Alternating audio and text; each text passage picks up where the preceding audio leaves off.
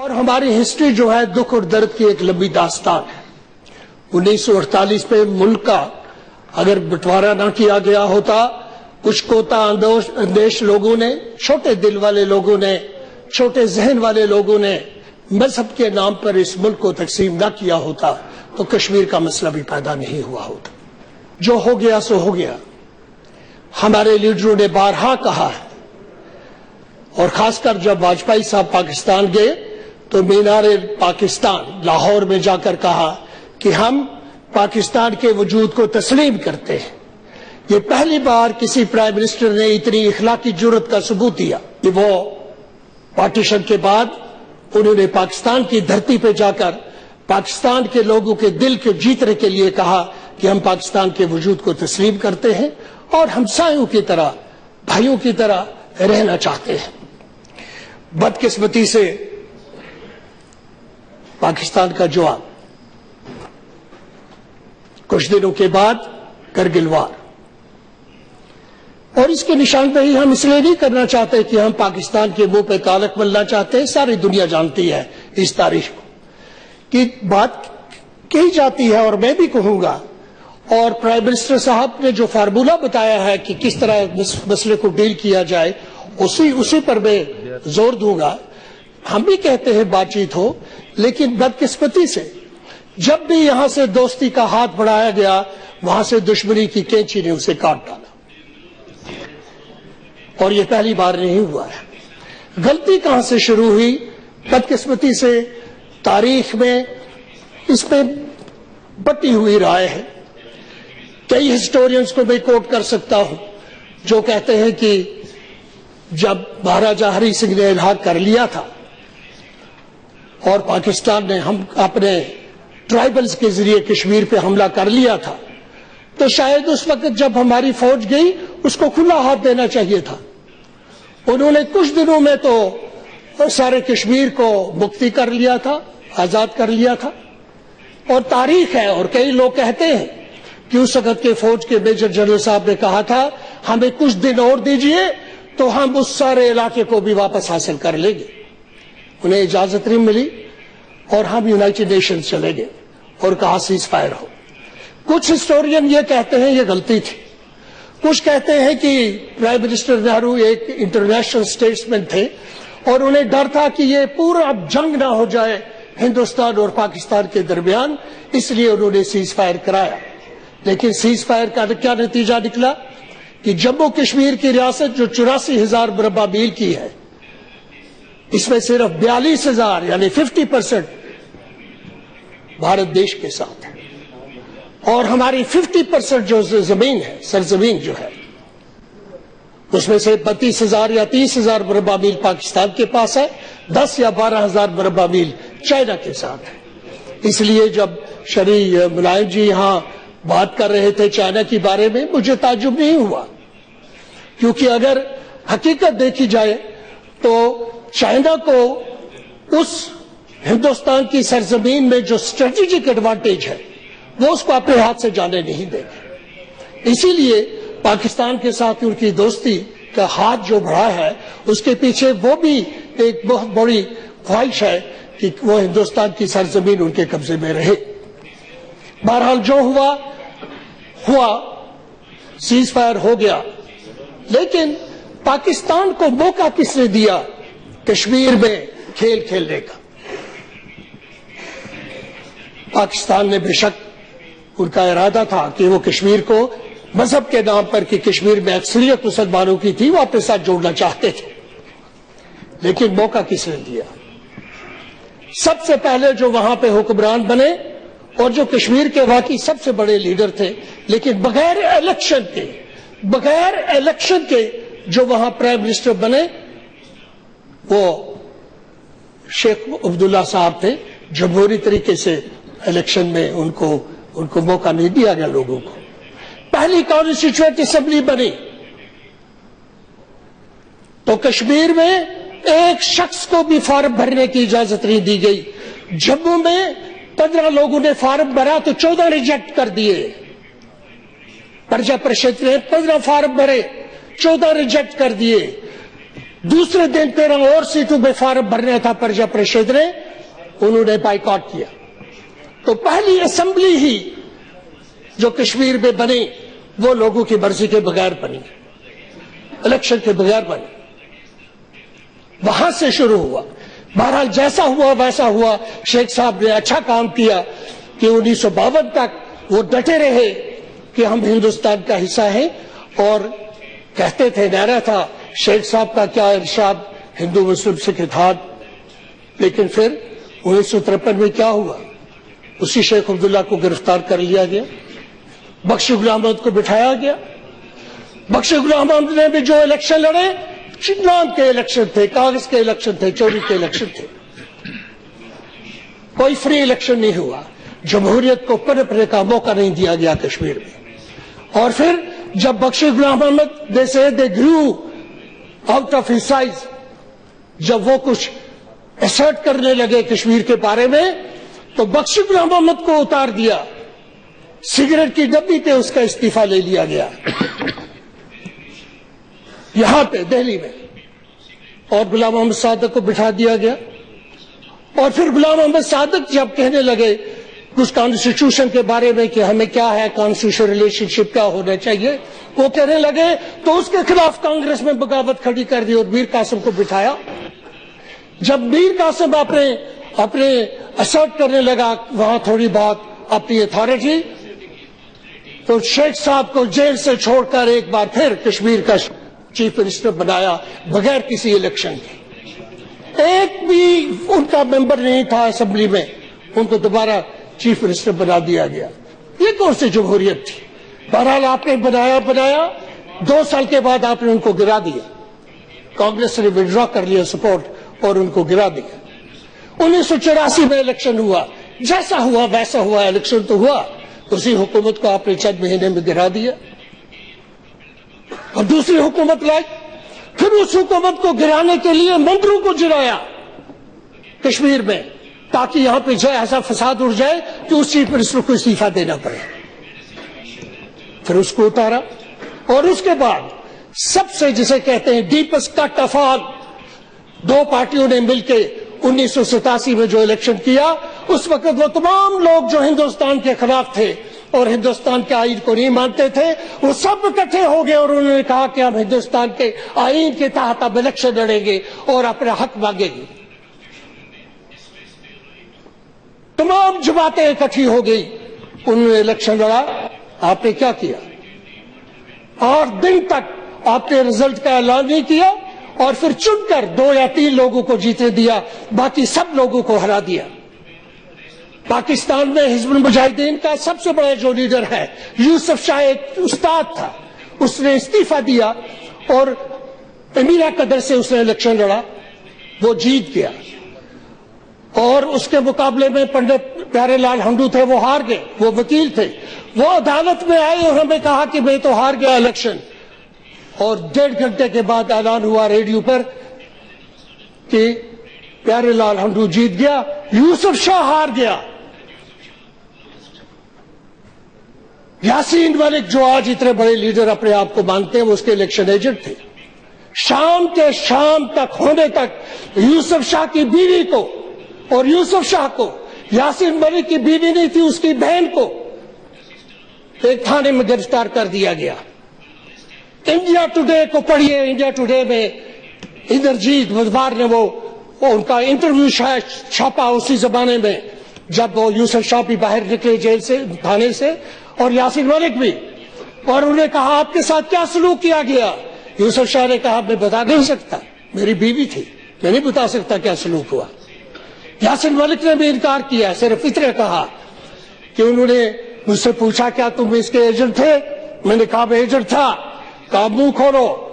थाने वाले ने उसका मुंह में डंडा डाल के उसका मुंह खोला, और जो कैंडिडेट जिताया गया था उसको बुलाया, उसने यासीन मलिक के मुंह में थूका। और फिर इंद्रजीत ने जब उससे कहा अब तुम क्या करोगे? कहा अब मैं पाकिस्तान जाने की कोशिश करूंगा, वहां से बंदूक लाऊंगा। Deepest cut of all, in the name of a democracy, a fraud was played on the Kashmiris. Kashmiris were pro-Indians. They were not for Pakistan. ان کے ہاتھ میں بندوق دینے والے کون ہیں؟ ہم ہیں، ہم ہیں۔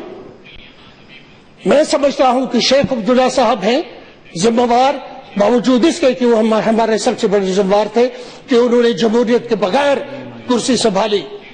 بخشی غلام احمد ذمہ وار تھے جنہوں نے الیکشن چوری کی۔ صادق صاحب ذمہ وار تھے جس میں الیکشن چوری ہوئی۔ پھر وہ لوگ ذمہ وار تھے 1984 اور 1987 میں جنہوں نے جب سب ہندوستان کے دشمن اکٹھے ہو کے الیکشن لڑنا چاہتے تھے انہوں نے ان لوگوں کی زبان بند کی۔ آج بی جے پی پہ ہاتھ پہ انگلی اٹھائی جا رہی ہے۔ آج کہا جا رہا ہے کہ یہ سارا جھگڑا کیوں ہوا، کشمیر میں یہ جھگڑا کیوں ہوا۔ آج کہا جا رہا ہے کہ یہ سفید قمیض پہ کالا کپڑا لگ گیا۔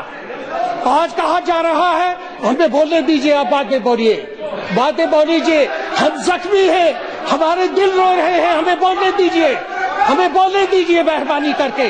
کشمیر کی آواز کو دبانے کی کوشش نہیں کیجیے، کبھی کہا ہماری آواز کو نہ دبائیے۔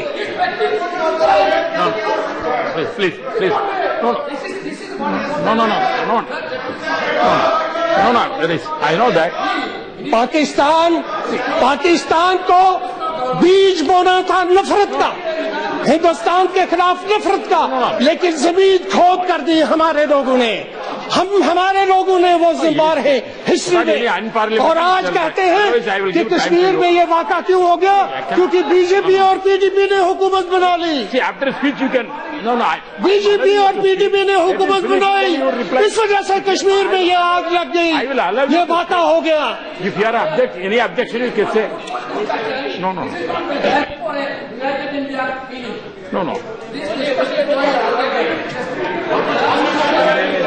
ڈپٹی اسپیکر صاحب اگر یہ نہیں مجھے چاہتے بولنے میں خاموش ہو جاؤں گا۔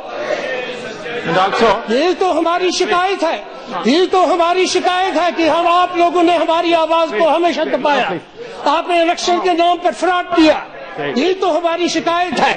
ہم نے بی جے پی کے ساتھ ہاتھ میں آیا اس لیے۔ I request you, please see that when you are speaking, the member is not here at that time. You are putting any or something. وہ سب ہسٹوریکل فگرس ہیں، وہ سب ہسٹوریکل فگرس ہیں۔ I can talk about the dead people. Past happened. وہ سب historical figures ہیں۔ میں نے 1984 میں کون تھا، 87 میں کون تھا، میں نے ان کا نام نہیں لیا کیونکہ وہ زندہ ہے۔ 1984 میں 87 میں کس نے کیا، وہ زندہ ہے۔ But I can talk about the historical figures. I know my rules very well. I know my rules. ہم نے بی جے پی کے ساتھ اس لیے ہاتھ ملایا کیونکہ بی جے پی کو ہندوستان کے لوگوں نے چنا تھا۔ ہم نے بی جے پی کے ساتھ نہیں ملایا ہاتھ، ہم نے ہندوستان کے 126 کروڑ لوگوں کی نمائندہ جماعت کے ساتھ ہاتھ ملایا۔ ہم نے ایک ایسی جماعت کے ساتھ ہاتھ ملایا جن کے بارے میں ہمیں یقین ہے کہ ان کے پاس اخلاقی جرأت ہے۔ Nobody can accuse them of being traitors if they settle Kashmir problem through process of dialogue. ان کے ماتھے پر وہ داغ کبھی نہیں لگ سکتا کہ یہ غدار ہے، یہ ملک دروہی ہے۔ ہم لوگوں کو کہا جا رہا ہے کہ یہ سرخ کپڑا اور کالا کپڑا لگا دیا آپ نے، یہ آپ کی جمہوریت ہے، یہ آپ کی ڈیموکریسی ہے۔ آپ برداشت نہیں کر سکتے پاور میں رہنا کچھ دیر، آپ کو پھر موقع ملے گا۔ لیکن جب ہم یہ کہتے ہیں، جب ہم یہ بات کہتے ہیں، اس وقت ہمیں دکھ کے ساتھ ایک اور بات بھی کہنی پڑتی ہے۔ مجھے معلوم نہیں ہے کہ کانگریس کہتی ہے کانگریس مکت یا کیا کچھ کہتے ہیں، میں نے سنا نہیں، لیکن میں نے ٹیلی ویژن پہ سنا ہے۔ ایک بہت بڑے مہاپرش شخصیت نے کہا کہ ہندوستان کو اب ہم نے مسلم مکت بھی کرنا ہے۔ میں نام نہیں لوں گا، ایک مذہبی لیڈر ہے، ایک دھارمک لیڈر ہے، وہ زندہ ہے، نام نہیں لے سکتا۔ گورنمنٹ آف انڈیا کو جان سکتی ہے، تحقیقات کر سکتی ہے۔ میں دعویٰ کے ساتھ کہتا ہوں، اس میں کوئی شک نہیں کہ مسلمان یہاں آئے حملہ کر کے بابر کے ذریعے، لیکن today I am as good an Indian as prime minister. A Kashmiri is as good an Indian, a Muslim is as good an Indian as Raj Ji. اور ہم فخر سے کہتے ہیں کہ ہم دنیا کی لارجسٹ مائنورٹی ہیں اور ہمیں وہ تمام حق حاصل ہیں. یہ جو مجھے بولنے کا حق بھی ہے یہ بھی مجھے اسی کانسٹیٹیوشن سے ملا ہے. اور پھر کچھ لوگ اپنے آپ کو سیکولرزم کا ٹھیکیدار سمجھتے ہیں. اس ہاؤس میں جتنے بھی بیٹھے ہیں ہم لوگ, کیا ہم نے کانسٹیٹیوشن آف انڈیا کا اوتھ نہیں لیا؟ کیا ہم نے کانسٹیٹیوشن آف انڈیا کے کا پریمبل نہیں پڑھا؟ پریمبل میں لکھا ہے this shall be a secular democracy. وہی اوتھ لیتے ہیں یہ بھی, وہ بھی, ہم بھی. کچھ سیکولر ہو جاتے ہیں اور کچھ کرمنل ہو جاتے ہیں. جنہوں نے دیش کے بٹوارے کو مذہب کے نام پر قبول کیا وہ سیکولر ہیں, جنہوں نے اس وقت مخالفت کی وہ کرمنل ہیں.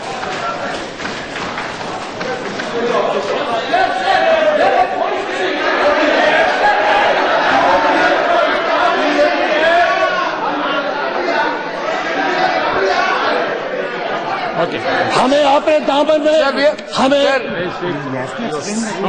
اپنے دامن میں جھانکنا چاہیے. ہمیں جی Sir, Honorable Deputy Speaker, sir, What is the problem? from the morning onwards, afternoon onwards, we are discussing very unfortunate incidents which has taken place in Kashmir, the part and parcel of our nation. The unitedly, this side and that side, there is a unanimity that the country should be united. That feeling should be given outside. Unfortunately, the speech which was given here, right, that entire, what he told, that the entire responsibility of the Kashmir happening is he already given to a person, those who are not alive here. That is actually unparliamentary. And now he is telling that entire political responsibility is given to his opponent party. He is playing bad politics in such a No. very. Yes. What this should be. This should not be. This should not. It hurts badly. میرے بھائی آپ نے جو زخم ہمیں دیے ہیں, اگر میں ان زخموں کو کرے دوں تو آپ کو وہ بھی اجازت نہیں دیں گے ہمیں. آپ نے جو زخم دیے ہیں ہم ان کو خرید بھی نہیں سکتے. All right. No. Whatever. No. Venugopal, you said already you objected certain things. I will go to the. No. دیکھیے ڈپٹی اسپیکر صاحب, میں یہ ایشو نہیں اٹھاتا بی جے پی کے ساتھ ہاتھ ملانے کا ایشو. میں یہ ہاتھ نہیں اٹھاتا, لیکن ان کے ممبر نے, ان کے سندھیا صاحب نے کہا کہ مظفر بیگ نے کہا کہ کشمیر میں جو بربادی ہو رہی ہے وہ بی جے پی اور پی ڈی پی نے کی ہے. کاش وہ اس اخبار کا نام لیتے جہاں میرا بیان آیا ہے. میں ڈیفینڈ کرتا اپنے آپ کو, میں ڈیفیمیشن کا سوٹ کرتا. We are discussing Kashmir and a sole representative of Kashmir, if he is narrating what is the difficulties of Kashmiris, we must hear it. We must hear it.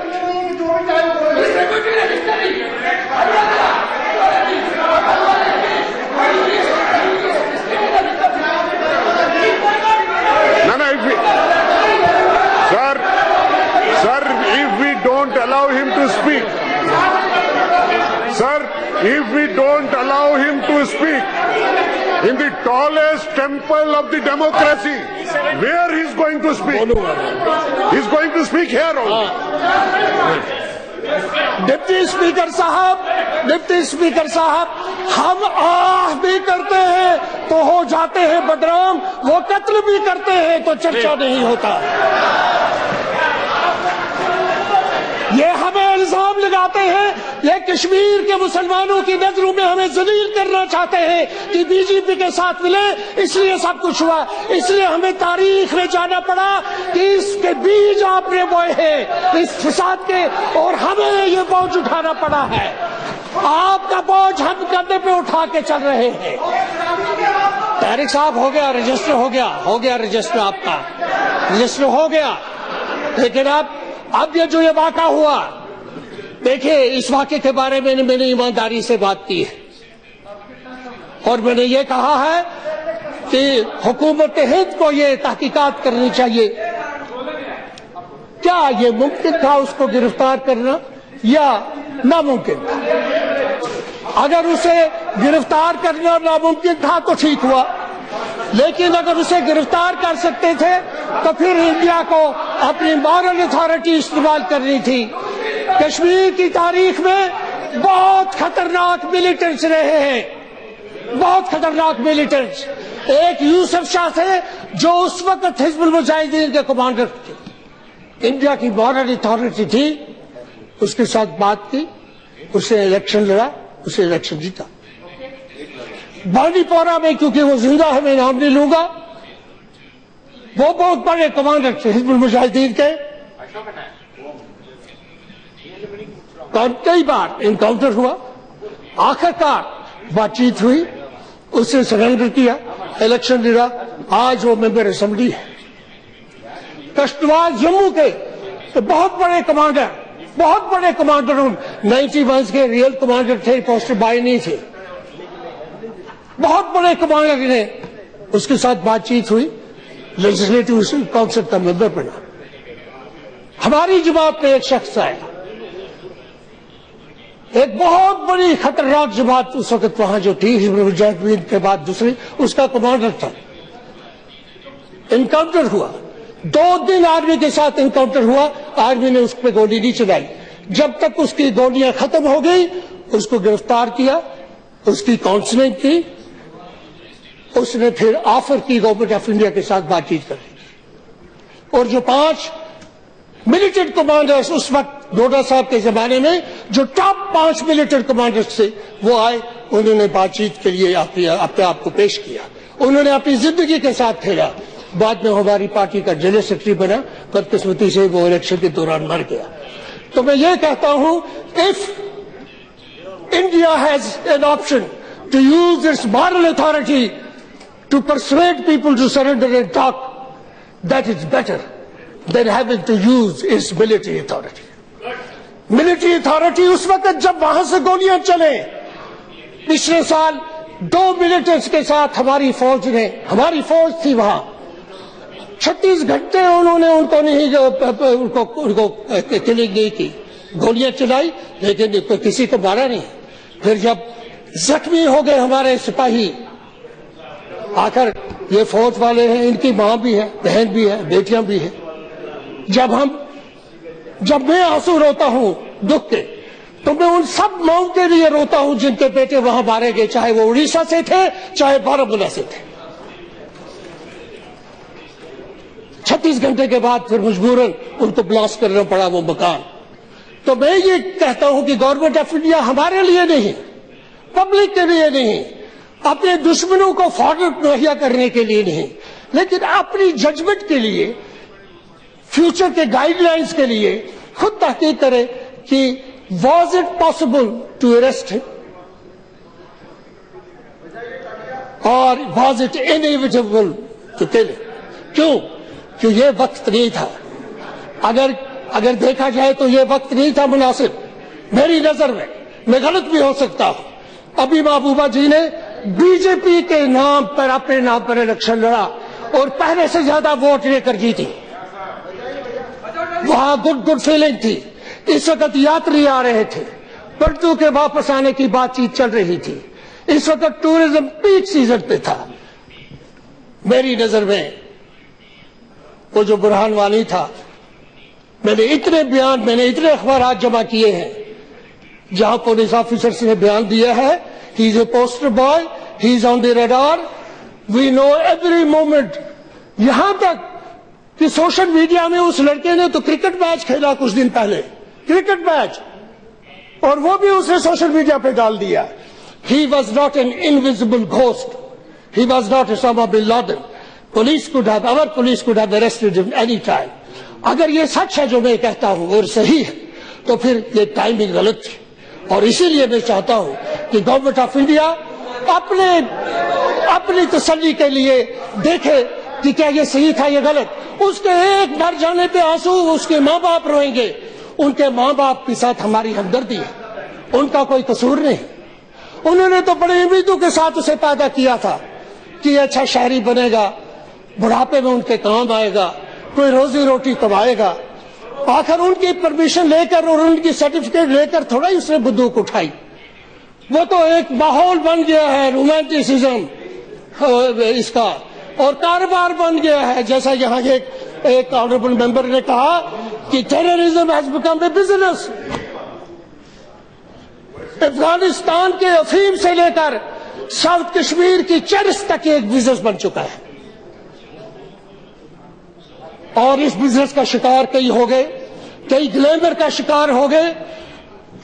ہمیں اس کے لیے میں آنسو نہیں روتا, مجھے اس کے ماں باپ کے لیے دکھ ہے, لیکن میں آنسو روتا ہوں, میرے آنسو بہتے ہیں اور سب کے بہیں گے.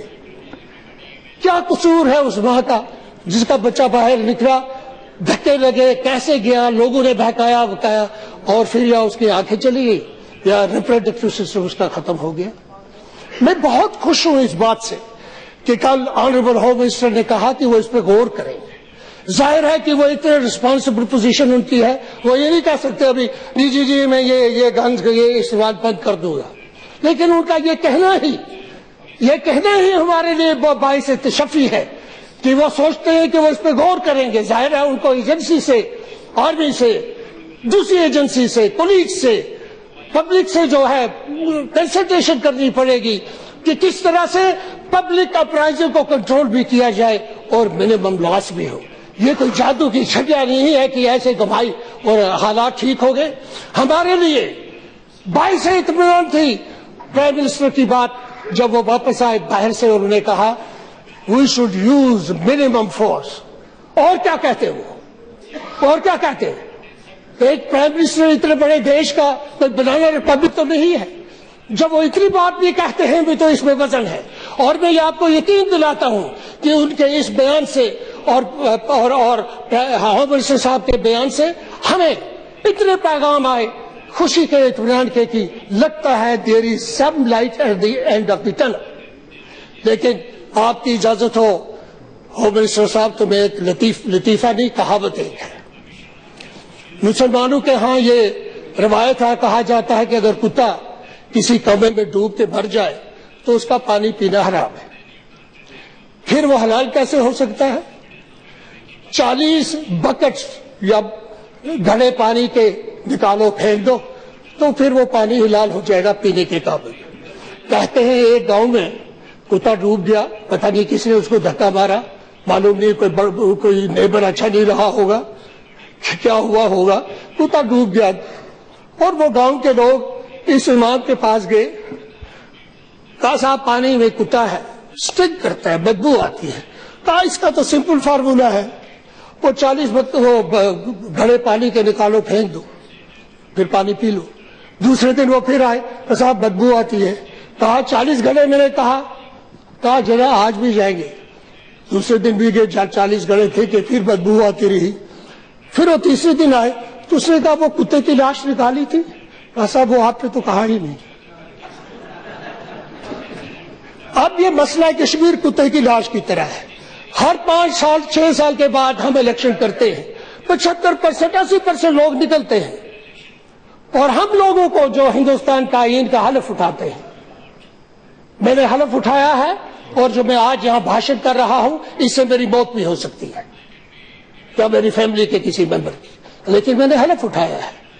میں آپ سے یقین سے کہتا ہوں کہ یہ لوگ جو 75% لوگ ووٹ ڈالنے کے لیے آتے ہیں یہ ہندوستان میں یقین رکھتے ہیں, یہ ہندوستان کی جمہوریت میں یقین رکھتے ہیں.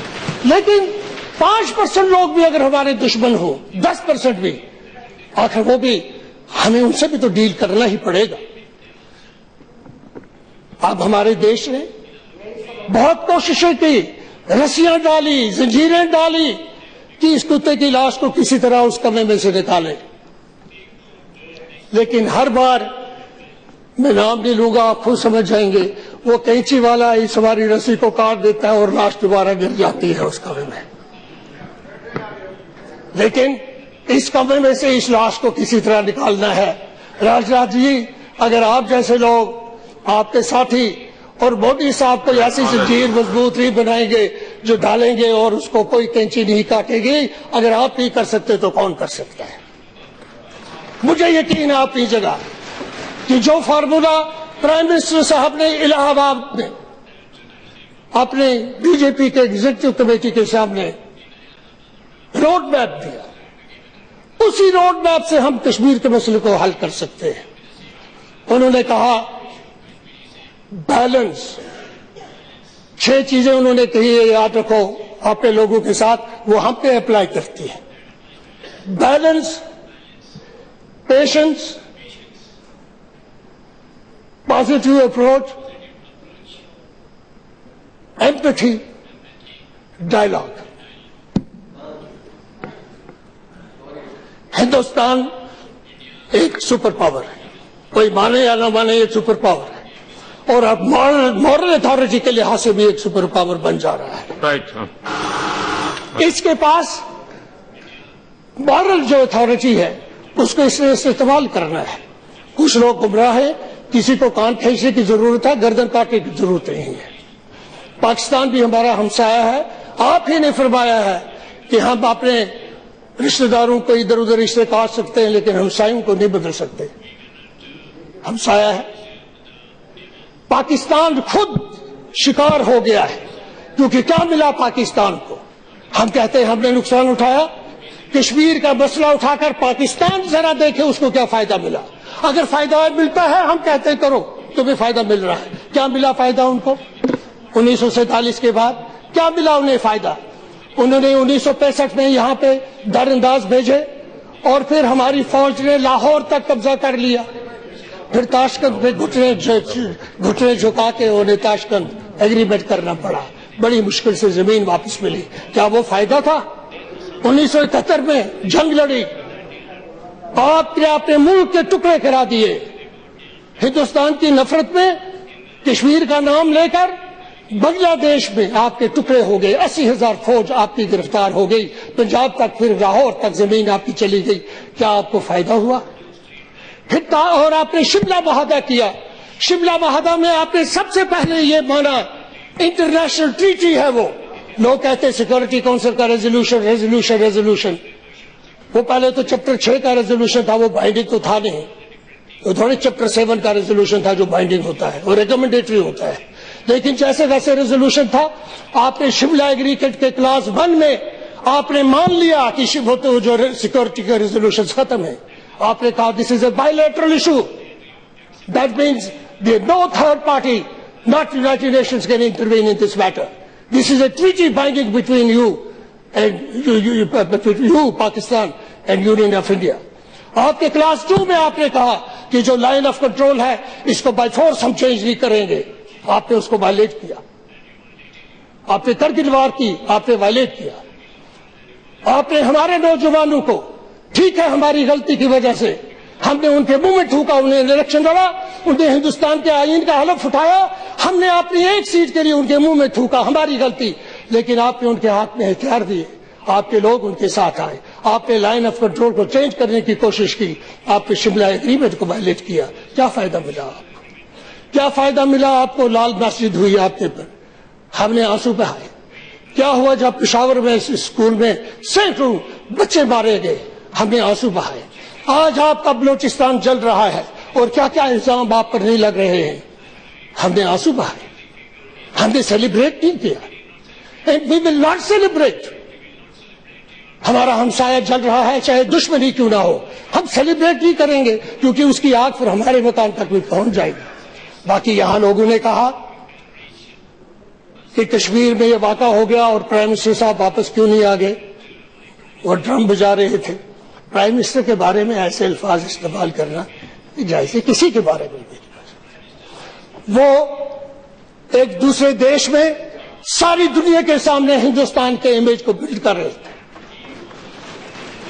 He was connecting history, the dots in history. He was connecting our history with the struggle of Mahatma Gandhi in Africa, جس سے بعد میں افریقہ کو بھی آزادی ملی. نیلسن منڈیلا بھی اس ملک کو ملا, وہ بھی ہمارے گجرات کے ایک مہاتما کی وجہ سے ملا. اگر وہ وہاں تھے, کیا ہر بار کشمیر میں کل بھی یہ ہو سکتا ہے, پرسوں بھی ہو سکتا ہے, کبھی بھی یہ فلیئر اپ ہو سکتا ہے، کیونکہ یہ ایک ایسا ہے، یہ ایک پیٹرول ڈالا جا رہا ہے، یہ ہو سکتا ہے. کیا وہ بھاگ کے آتے؟